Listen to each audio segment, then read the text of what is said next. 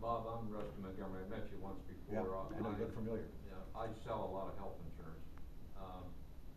Just exactly what you said, grandfathered and not grandfathered. I'm now talking to some of my clients that were going through this already, and they have no idea what the hell I'm talking about. And Nancy Pelosi had it right. Need to pass the bill so we can see what's in it. And it is ridiculous. Yeah.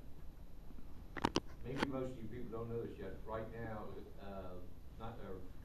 September 23rd was when some of the first laws come into effect of this thing. And one of them was you cannot deny pre-existing conditions to children, 1 to 19. I don't know if you know this or not, but Anthem Blue Cross and some of the other carriers will not write a single child between age 1 and 19. So that's backfired already. And the reason they won't write it is because they cannot afford to write it. Yeah. You're going to have people jump in when their child's got an appendectomy or whatever it is, buy the insurance and then drop out. So, and that's Obama. This was not for the 38 or 40 million people that were uninsurable. This had nothing to do with them, basically.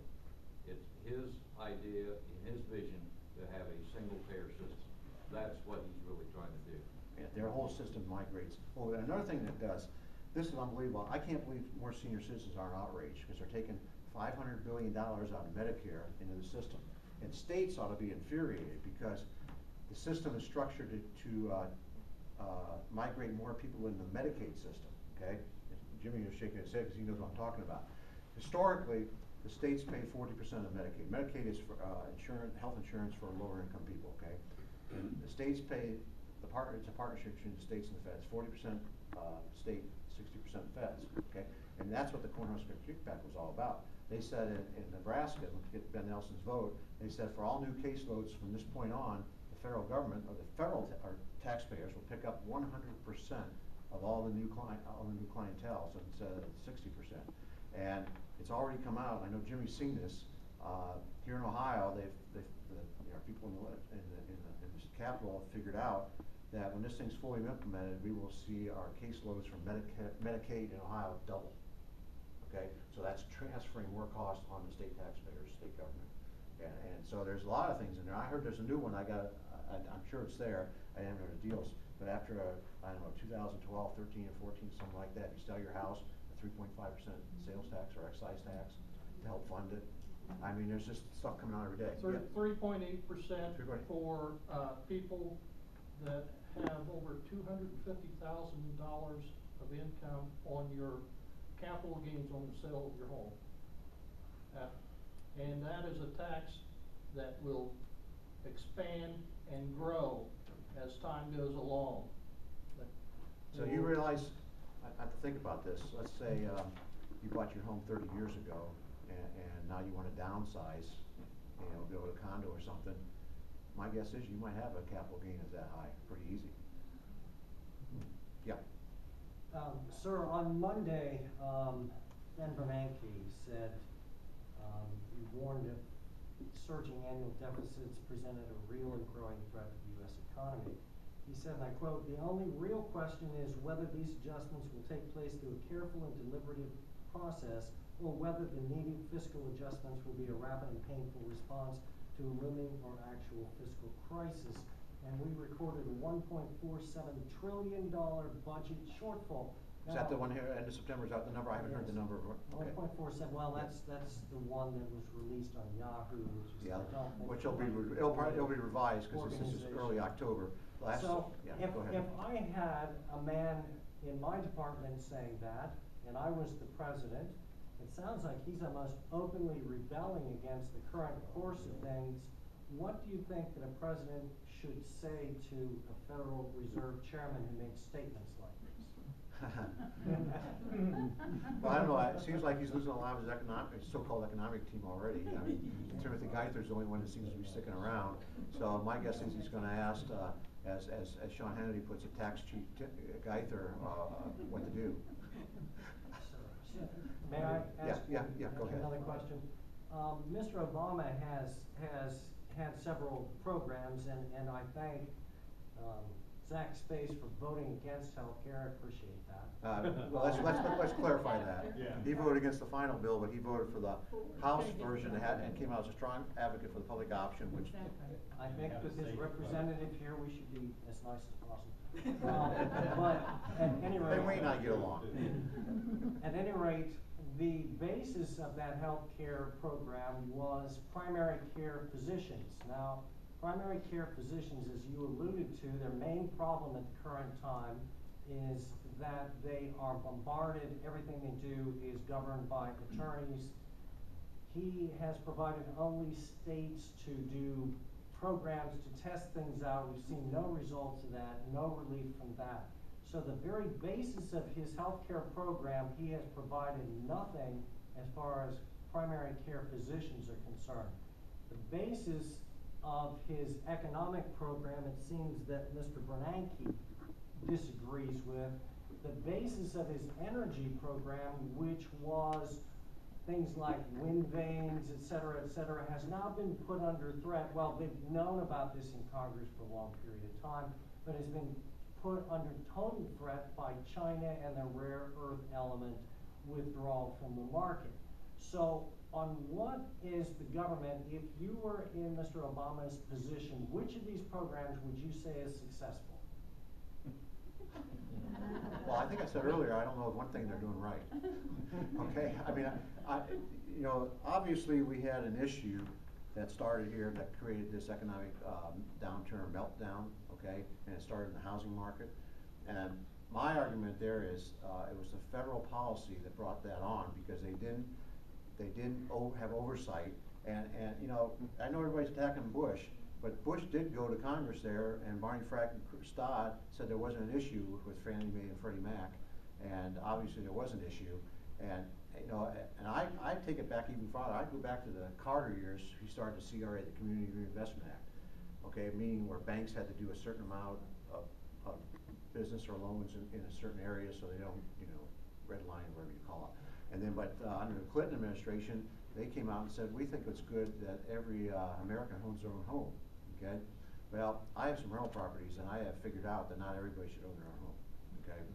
Some people are better off being tenants. I mean, it's just the way it is. So, so that created a policy where you had one hand of the government saying one thing, and then you had the other hand saying another thing, but this other hand kind of went out, and there was a lot of mortgages made that shouldn't have been made. 0% down. I don't know what happened to the old rule, you should put 20% down. That kind of went out the window. So then, and a lot of this wasn't based on a lot of good cash flow or double income families, and one spouse lost their job, and all of a sudden they couldn't make their payments, and they're underwater, and all of a sudden their loan's worth more than the value of the house, and then you had the problem of bundling and reselling these mortgages, and then they got into the derivatives and all that stuff. And then AIG is the big insurer, okay? Well, AIG, normally, historically, home mortgages was a good risk. But when you had all this going on, nobody knew what was in there when they got rebundled and resold. All of a sudden, they realized they had a bunch of junk in the portfolio. Then we had a crisis, and then we had this meltdown. And so, you know, the government public policy really failed us and precipitated this that something should never really have happened. And now you've got, you know, the realtors are struggling, home builders. I mean, you talk to builders and they're just devastated, and then all that goes with that. And the only way we get this going again is we got to get this federal government under control. It's fiscal responsibility, number one, to get people back to work. That's the only way to do it. If you raise taxes, and they do that January 1st, I guarantee you that we're going back in a worse recession that we're in, or it just went through. And it's not going to be pretty. And so that's where we're at on that. Yes, sir. Bob, when Obama was trying to shove this health bill down our throat, there are a ton of people who were really livid over that and were trying to express their views. And Zach Space, our supposed representative, refused to meet with us in any way. There were hundreds of people would go down there and practically camp at his office to get to see him. Not a word would he exchange with us. What can you tell us to assure us that if a similar situation develops and your constituents are upset, you'll meet with them? I've always done that. I've been in the legislature 8 years. I've held town hall meetings. I've never turned down a meeting with anybody. And I will give you my card tonight. I got some. And on my card, I gave this to somebody at the Shocker County Fair last night. I missed you there, Wayne. You weren't there last night. And I handed this one guy, and he looked at it, and he goes, "Your cell phone number's on there." I said, "Yeah, it rings right here," and I answered it. So go ahead, I'll get some more, but go ahead and pass those around to me. But my numbers aren't going to change, and when I answer my phone, people sometimes are a little bit startled, and I don't know why. But you got to remember where I come from. I tell people when you're looking at a candidate and deciding who you're going to support, who you're going to vote for, there's two things you ought to look at, especially in a large region like this, 16 counties, because there's no way everybody knows everybody. You know, see, we're in Zanesville right now. I had to think where it was. Okay, hang on. You know, people live here in Zanesville. You know, how many people do you know that live in Jackson or Mount Vernon or over in Carrollton? I mean, you know, St. Clairsville. You know, so and then there's different media markets, different newspapers, and everything's done by county, anyways. And so, the first thing you ought to check as a candidate is to see what kind of support they have in their home county. Okay. And because if they don't have support in their home county, I had a guy run against me for one of my races previously that lost his township trustee race. Couldn't win his township, and he was running against me. And I thought, that's why I got onto this. I thought, you know, if people would realize that he couldn't get his support in his own township, and he's asking for support 2 counties away. I mean, you know, think about that. So the people that were here in the county, you know, what kind of support you have. And this is kind of funny, and my wife says I shouldn't say this because it sounds like I'm bragging, but when George Bush got reelected, I live in Holmes County, okay? He won Holmes County with the highest percentage of any county in Ohio. He got 75%. There was another candidate in the ballot got 80%, okay? Now, I don't know, does that mean that some people voted for John Kerry and voted for me? I don't know.